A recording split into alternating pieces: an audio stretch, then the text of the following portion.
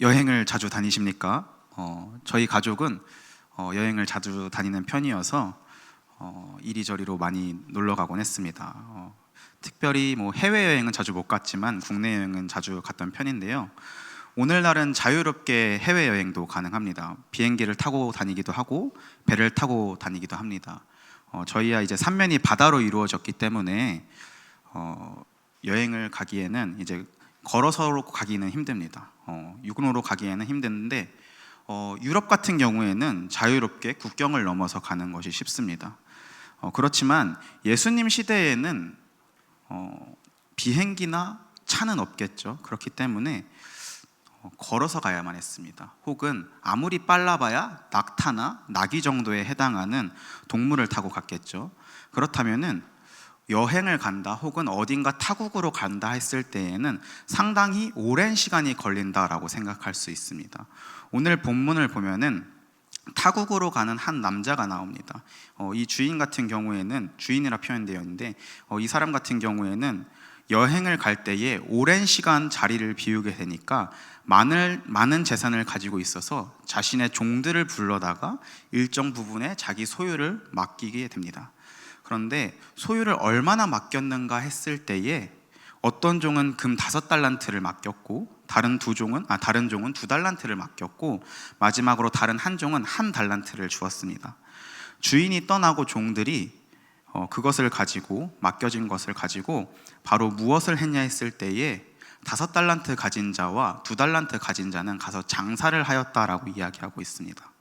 그리하여서 5달란트를 남기고 또 다른 종은 2달란트를 남겼습니다. 그러나 마지막 1달란트를 받은 자는 가서 땅을 파고 그 주인의 돈을 감추어 두었다라고 얘기합니다. 나름대로 각각의 종들이 옳다라고 생각하는 것들을 가지고 행동했습니다. 이후에 주인이 돌아왔을 때에 성경의 표현으로는 결산을 하였다라고 얘기합니다. 그래서 5달란트 받았던 종은 5달란트를 더 가지고 왔고 주인의 평가는 잘하였도다 착하고 충성된 종아라고 칭찬합니다. 2달란트 받은 종도 역시나 동일하게 칭찬을 받죠. 이제 아무것도 하지 않고 땅에 묻어두었던 종은 어떻게 평가를 받냐면요, 게으른 종이라고 평가를 받습니다. 결국 주인은 그 1달란트를 다시 걷어서 5달란트로 5달란트를 번 총 10달란트를 가진 종에게 그 1달란트마저 주게 됩니다. 그래서 1달란트 묻어둔 종은 쫓겨나서 슬피 우는 것으로 오늘 본문 말씀은 끝이 납니다. 오늘의 본문 말씀을 시작하기에 앞서서 조금 더 성경 말씀을 앞으로 거슬러 올라가서 한 장 앞인 24장에 보면은 제자들이 예수님께 마지막 때에는 어떻게 됐는지 묻는 것으로 시작되었습니다. 마태복음 24장 3절인데요, 다 같이 한번 읽도록 하겠습니다. 예수께서 감람산 위에 앉으셨을 때에 제자들이 조용히 와서 이르되 우리에게 이르소서 어느 때에 이런 일이 있겠사오며 또 주의 임하심과 세상 끝에는 무슨 징조가 있사오리까. 아멘. 이 질문이 있은 이후에 예수님께서 제자들에게 마지막 때에는 어떻게 되는지에 대해서 여러 가지 비유로 계속해서 반복적으로 설명하십니다. 그러고 오늘의 본문까지 도착하게 되는데요, 결국에는 오늘 읽은 본문 말씀이 타국으로 간 이 주인이 돌아오는 때가 마지막 때라고 이해하시는 게 좋은 것 같습니다. 그때에는 어떤 일이 일어날 것이다 라고 성경은 가르치고 있는 거죠. 바로 어떤 일이 일어나냐 했을 때에 주인이 종에게 자신의 소유를 맡기고 멀리고 돌아왔을 때에 결산을 합니다. 마지막 때에는 결산을 한다라고 성경은 말하고 있습니다. 결산이라 하는 것은 일정 기간 동안 일어난 수입과 지출에 대해서 계산을 하는 것을 말합니다. 플러스가 될 수도 있고요, 마이너스가 될 수도 있는 것이죠. 5달란트 받은 종과 2달란트 받은 종은 장사를 하여서 더 큰 수익을 냈습니다. 그 장사를 했던 것은 결산을 하기 위함이었죠. 이미 받을 때에 이 종들은 무엇을 해야 하는지 분명한 목적의식이 있었습니다. 이 말씀을 다루는 다른 복음서인 누가복음 19장에는 타국으로 간 이 사람을 두고 표현하기를 왕위를 받으러 갔다 온다고 표현하고 있습니다. 왕위를 계승하러 갔다 온다는 것은 쉽게 그냥 여행 가듯이 하루 만에 하고 올 수 있는 것은 아닙니다. 엄청나게 복잡한 절차가 있겠죠. 그렇다는 것은 오랜 시간이 걸립니다. 종들이 결산을 할 시간이 오랜 시간이라는 거예요. 장사를 할 수 있는 시간이 넉넉하게 충분히 주어졌다라는 겁니다. 그렇다는 것은 5달란트와 2달란트 이렇게 받은 자들은 충분히 그 오랜 시간 동안 5개의 달란트와 2개의 달란트를 남겼는데, 문제는 1달란트 받은 종은 충분히 오랜 시간을 주어졌음에도 불구하고 땅에 묻어두어서 아무것도 남겨놓지 않았다라는 겁니다. 저희가 잘 알 수 있듯이 그 결과값이 5달란트, 2달란트, 0달란트인 것입니다. 그래서 오늘 본문이 말씀하기를 결산하기 때문에 우리는 열심히 살아야 된다, 우리는 5달란트까지 만들어내야 된다, 5달란트 이상의 수익을 내는 사람이 되어야 된다, 그래야만 칭찬받는다, 착하고 충성된 종이다 라고 가르치는 것은 아닌 것 같습니다. 말씀을 보면은 달란트의 많고 적음에는 의미가 없습니다. 왜 그렇죠? 그것은 5달란트 받은 자와 2달란트 받은 자가 동일한 칭찬을 받기 때문입니다. 또한 1달란트 받은 자가 5달란트 받은 자를 따라잡아 6달란트를 만들어낼 수는 없는 것입니다. 물리적인 한계가 있겠죠. 그렇다면은 5달란트 받았다는 것이 우리가 이해하기로는 너무나도 쉽게 복을 받았다라고 이해하는데, 이것 또한 성경이 말하고 있는 것이 맞는지를 살펴보아야 되는 것입니다. 물질의 넉넉함을 말하고 있는 건지 살펴보아야 됩니다. 만약에 물질의 넉넉함을 이야기하는 것이라면은 우리 주님께서는 불공평한 삶을 살라고 가르치는 것입니다. 그러나 그렇지 않죠. 15절을 보면은 각각 그 재능대로 주었다라고 말하고 있습니다. 5달란트를 충분히 경영할 수 있는 재능을 주셨고요, 2달란트 또 1달란트를 충분히 경영할 수 있는 재능을 주셨다는 것입니다. 그 재능에 맞게끔 달란트를 주신 것이죠. 그 이상은 재능이 없는 것을 알기에 주인이 합리적으로 주신 겁니다. 1달란트밖에 경영할 수 없는 자에게 5달란트를 준다고 해서, 더 많은 복이라고 생각되어지는 5달란트를 준다고 해서 더 이상 수익을 낼 수 없다라는 것이죠. 그냥 주어진 것에서 충분히 비례해서 수익을 내야만 할 수밖에 없는 환경이라는 거죠. 결국에는 5달란트에 합당한 충성으로 5달란트라는 열매를 맺었다라는 것은 2달란트에 합당한 재능을 받았다면 그에 합당한 2달란트를 내야 되는 것이고, 1달란트에 합당한 재능을 가졌다면 1달란트에 합당한 수익을 내야만 하는 것입니다. 성경이 말하고자 하는 것은 삶의 태도가 중요하다라는 것이죠. 충성되게 일해야 된다라고 말하고 있는 겁니다. 우리 주님께서는 5달란트 가진 자가 5달란트 만들었다는 것, 액수를 좋게 보시진 않으셨습니다. 그것이 아니라 그의 충성을 기쁘게 보셨습니다. 16절에 나왔던 종의 행동을 한번 보시길 원하는데요, 바로 가서라는 표현이 나오고 있습니다. 5달란트 받자마자 바로 가서 그것으로 장사를 시작하여서 5달란트라는 결산을 낸 것입니다. 이 바로 가서라는 포인트에 이 사람이 얼마나 이 주인의 말에 충성하였는가를 알 수 있습니다. 그리하여서 그 재능대로 펼쳐낸 것이죠. 2달란트 받은 자도 동일하게 바로 갔다라고 얘기를 하고 있습니다. 그런데 반대로 1달란트 받은 종은 어떠한 평가 없이 그냥 땅에 묻었다라고 얘기하고 있습니다. 주인의 돈을 감추었다. 그러니 게으른 종이라 평가를 받는 것이 어찌 보면은 너무나 당연합니다. 바로 가서 수익을 낸 자와 그냥 땅에 묻은 자는 상반된 것이죠. 1달란트 받은 종은 장사를 하여서 수익을 낼 수 있음에도 불구하고 오히려 마이너스가 될까봐, 결산을 했을 때에 마이너스가 될까봐 그 두려움으로 인하여서 충성하지 않은 것입니다. 땅에 묻어두고 주인이 오기만을 기다린 것입니다. 그리고 다시 주인이 왔을 때에 주인이 맡겨주신 1달란트가 여전히 저에게 있습니다라고 내어놓기 위함이었던 것이죠. 저희는 때때로 많은 일을 해서 많은 수익, 결과물을 내어야만 한다라고 생각을 합니다.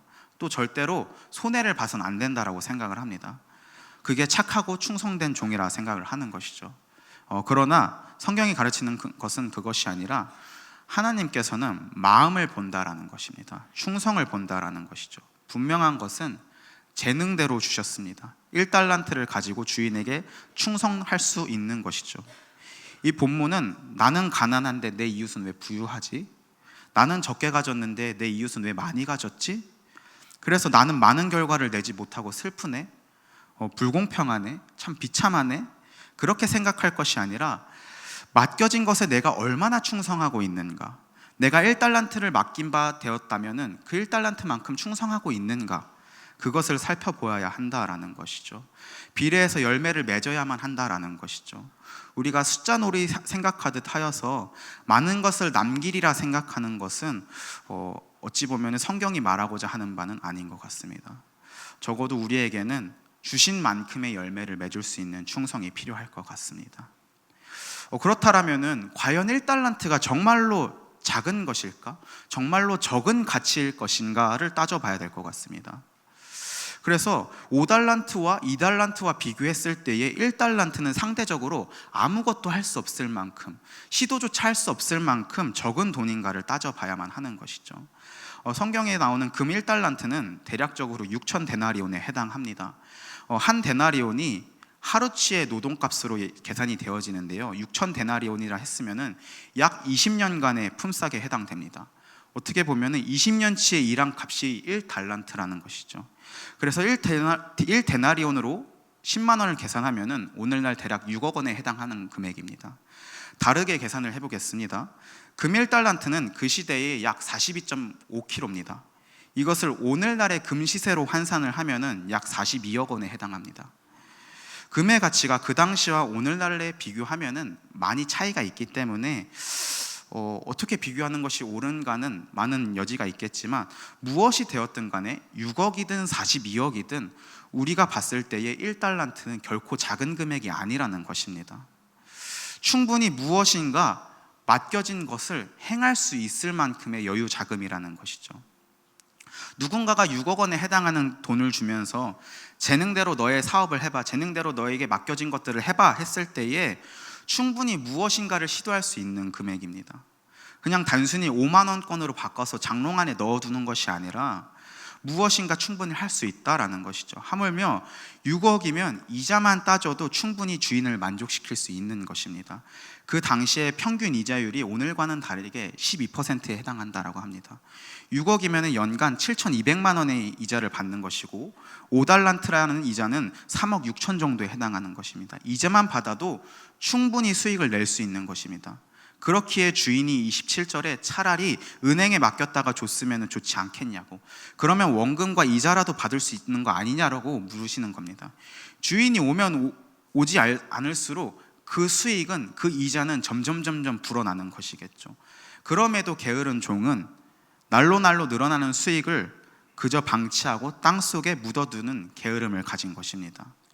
그렇기 때문에 주인이 판단한 1달란트로 1달란트를 벌 수 있음에도 불구하고 그 재능을 썩히고 있었던 것이죠. 지금까지 제가 어찌 보면 너무 돈을 얘기하고 숫자를 얘기했을지 모르겠습니다.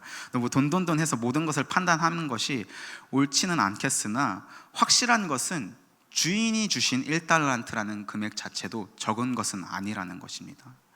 나는 1달란트 받은 사람이네 하면서 성경을 읽다 보면 우울해질 수도 있을 것입니다. 그러나 방금 말씀드린 것처럼 잘 살펴보면은 충분히 우리는 1달란트를 가지고서도 주님 앞에 충성할 수 있는 자들이었다는 것입니다. 1달란트를 손실을 끼칠까 봐 충성하지 않고 돈에 땅을 묻어두는 행동은 정말로 옳지 않은 것이죠. 충성되지 못한 것입니다. 그것을 반드시 기억하길 소망합니다. 그리하여서 우리에게 주어진 각자의 달란트가 있는 줄 압니다. 재능대로 경영하여서 열매를 맺는 저와 여러분이 되길 소망합니다. 그래서 핑계하지 않고 주인이 준 은혜를 충성되게 감당하는 저와 여러분 되길 소망합니다. 또 볼 것은, 그렇다면 어떻게 바른 충성이 가능한가입니다. 충성을 한다 해서 모든 것이 다 바른 충성은 아닌 것이죠. 1달란트 받은 자도 나름대로 자기가 생각한 것이 합당하다라고 생각을 해서 땅에 묻는 행동을 하지 않았습니까? 그도 그것이 충성이라고 생각했습니다. 그렇다는 것은 어떻게 하여야 바른 충성인가, 어떻게 하여야 바른 충성이 가능한가를 살펴봐야 된다는 것입니다. 24절 25절을 보면은 1달란트 받은 종이 주인을 이렇게 평가합니다. 주인을 굳은 사람이라 평가하면서 심지 않은 데서 거두고 씨 뿌리지 않은 데서 거두는 사람이라고 생각합니다. 그리하여서 땅에 감춰둔 것이죠. 일단 주인에 대한 바른 이해가 없습니다. 그렇기 때문에 바른 충성 또한 불가능한 것이죠. 저희가 바른 충성을 하기 위해선 마땅히 주인에 대한 바른 이해가 있어야 된다라는 것입니다. 한 달란트 받은 종은 잘못된 이해로 땅에 돈을 묻어두는 결과를 만들어냈죠. 생각해 볼 것은 과연 1달란트 받은 종이 말한 것처럼 뿌리지도 심지도 않은 주인이 더 많은 것을 거두고자 하겠습니까? 5달란트, 2달란트, 1달란트라는 큰 돈을 맡기는 사람이 그렇게 행하겠냐는 것입니다. 오히려 아무것도 주지 않은 채 모든 사람의 혹은 1달란트씩만 준 채 5달란트 이상을 내오라고 하는 것이 더 맞는 해석 아니겠습니까? 근데 이 1달란트 받은 종은 이렇게 말해놓고서 오히려 그렇게도 행동하지 않는, 결국에는 핑계에 불과하다라는 겁니다. 혹 1달란트 받은 종이 가진 주인에 대한 이해가 바르다 치더라도 이 1달란트 받은 종의 행동은 합당하지 못합니다. 27절에서 아까도 이야기하지 않았습니까? 그렇다면 재능으로 수고하지 않더라도 은행에라도 넣어놔서 원금과 이자라도 받아야 된다라는 것입니다. 그러나 이 게으르고 무익한 종은 그것조차 하지 않았음을 우리는 보게 됩니다. 바르게 알지도 못했는데 바르게 충성하지도 못한 것이죠. 그렇기 때문에 바른 충성은 바른 이해에서 나온다라는 것을, 또 바른 아는 지식에서 나온다라는 것을 우리가 깨달아야 됩니다. 그렇게 안에 우리 공동체 안에도 수많은 양육과 훈련받는 커리큘럼이 존재합니다. 우리 모든 성도분들이 거기에 동참하셔서 우리는 어떻게 하면 바른 충성을 맺어낼 수 있을까, 바른 믿음으로 나아갈 수 있을까 같이 동참하시길 권면드립니다. 또한 마지막으로 보면은 본문의 마지막 세 구절을 보면 게으른 종에 대한 처분이 나옵니다. 게으른 종인 한 달란트 가진 종은 그 한 달란트조차 빼앗깁니다. 오히려 그 한 달란트는 5달란트로 5달란트를 벌어내어 10달란트를 가진 종에게 줍니다. 29절 말씀을 보면은 다 같이 읽어볼게요. 무릇 있는 자는 받아 풍족하게 되고 없는 자는 그 있는 것까지 빼앗기리라. 네. 하나님 나라의 원리 중 하나는 순환 구조입니다. 선이 선을 부르고 악이 악을 부르는 구조입니다. 성경의 많은 인물들을 보면은 하나님께 은혜를 받으면 그 은혜로 말미암아 하나님께 충성합니다. 그 충성으로 말미암아 또 믿음이 자라고 믿음으로 은혜를 구합니다. 그러면 그 믿음이 또 은혜를 주고 또 충성하게 되고, 이 순환 구조가 반복적으로 일어난다라는 것이죠.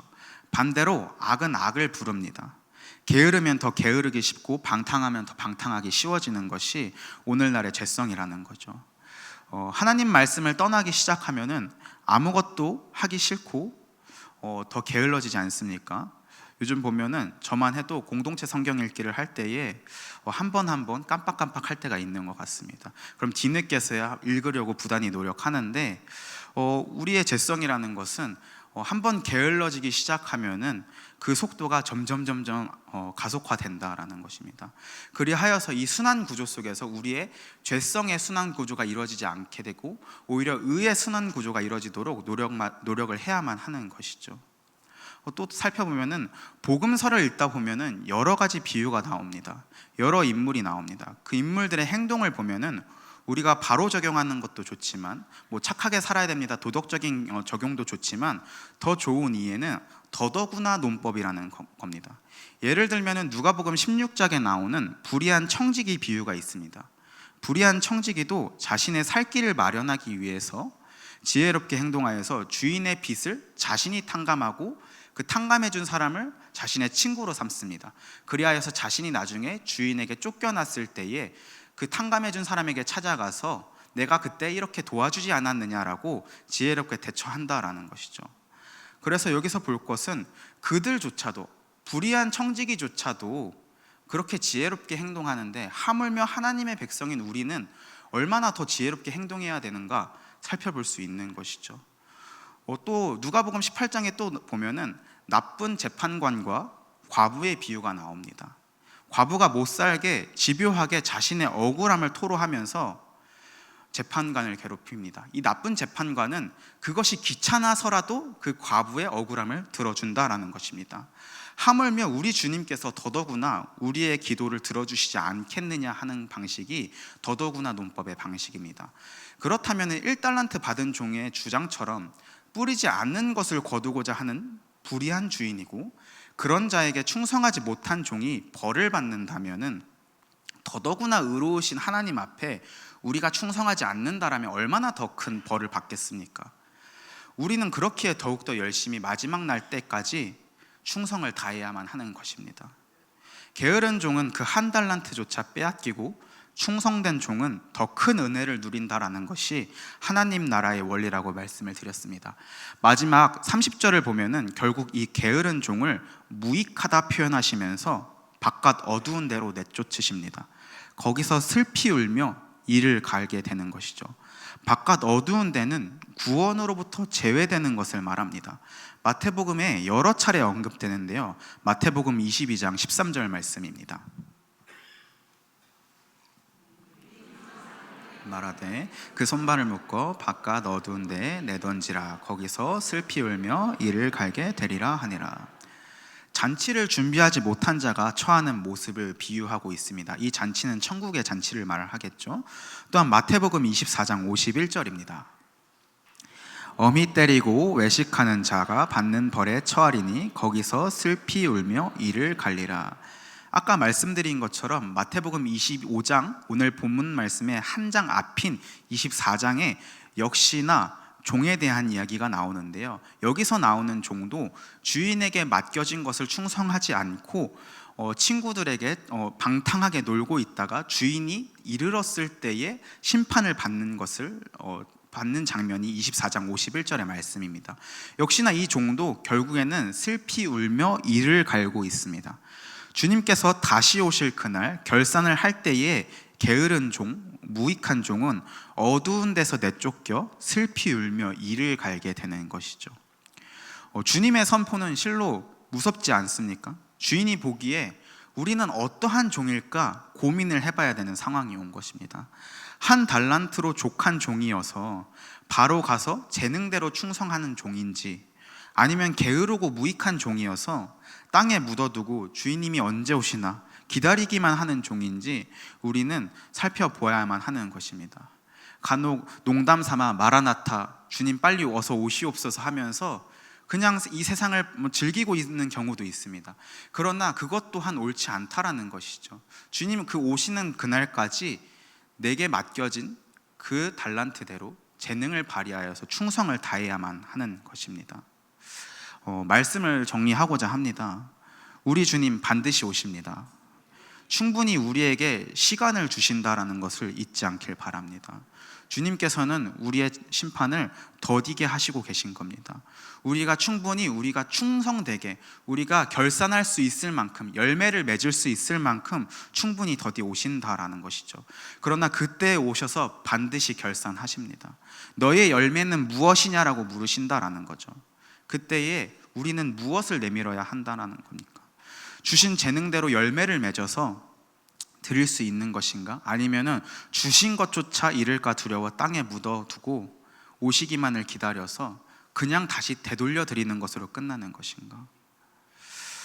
묻고자 하는 한 달란트도 결코 작지 않은 것을 우리 기억하길 바랍니다. 충분히 재능을 펼쳐서 열매를 맺을 수 있게 우리 각 사람에게 주셨다라는 것을 기억하길 바랍니다. 단적으로 어제 신광랜드만 보더라도 130명 정도의 주일학교 선생님과 권사님들, 안수집사님들, 중고등부 학생, 청년에 이르기까지 남녀노소 할 것 없이 우리 공동체 안에 모든 분들이 나오셔서 각기 필요한 영역에 따라서 재능대로 섬겨주셨습니다. 얼굴이나 팔에 그림을 그리는 페이스 페인팅 같은 경우에도 너도 나도 우리 어린 아이들을 위하여서 그림을 그려주시는 것을 목격하였습니다. 또한 손목이 튼튼한 선생님 같은 경우에는 하루 종일 아이스크림을 퍼주시는 것도 목격하였습니다. 에어바운스나 방방에서 같이 뛰어 놀아주시는 선생님들도 계셨습니다. 특별히 예찬 전도사님 같은 경우에는 앞으로 이렇게 360도 도시더라고요. 대단히 놀라운 광경들인데, 각각의 필요한 달란트만큼, 각각의 필요한 재능만큼 섬겨주셨다라는 것이죠. 그것을 보았을 때 우리 공동체가 정말 사랑의 공동체이구나, 정말 필요한 곳에 적재적소에 우리 공동체는 재능을 발휘하고 있구나, 감사한 일이구나를 목격하게 되었습니다. 이제는 더 나아가서 우리 각 사람에게 주신 재능이 무엇인지 한 번 더 점검하고 열매를 맺길 소망합니다. 게으른 종은 반드시 심판하십니다. 5달란트를 경영할 수 있는 재능이 없다고 낙담하지 않고 내가 2달란트 혹은 1달란트에 해당하는 재능밖에 없다면은 그에 합당한 충성이 우리 주님은 충분히 그것만으로도 기뻐하신다라는 것입니다. 그것만으로도 착하고 충성된 종아라고 표현하십니다. 아까 말씀드린 것처럼 의의 순환 구조에는 놀랍게도 이 1달란트 가진 자가 충성하고 믿음의 결단으로 나아갔을 때에는 성장한다라는 것입니다. 그럼 주님께서 또 2달란트를 맡기시는 거죠. 그럼 더 나아가서 4달란트가 되는 것이죠.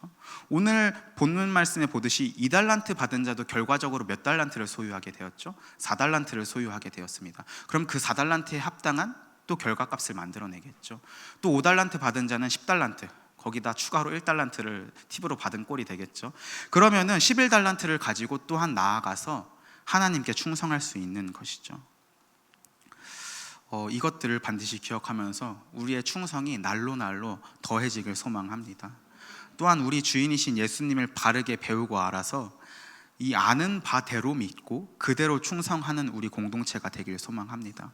잘못된 이해로 나만의 충성을 다하는 것이 아니라 정말 성경이 말하는 바, 예수님께서 우리에게 가르쳐 주신 바대로 충성하는 우리 모두가 되길 원합니다. 우리를 지으신 하나님께서 우리를 이 땅 가운데 부르시고 이 땅 가운데 보내셔서 충성을 다하길 명하시고 계십니다. 우리가 우리 된 것은 다 하나님의 은혜인 것을 기억하며 주님 다시 오실 그날까지 기대하며 끝까지 달려나가길 소망합니다. 결산의 때에 주님 앞에 기쁨으로, 그러나 동시에 겸손한 마음으로 우리의 열매를 내어드리면서 하나님의 은혜였음을 고백하는 신강 공동체 되길 간절히 소망합니다. 기도하시겠습니다.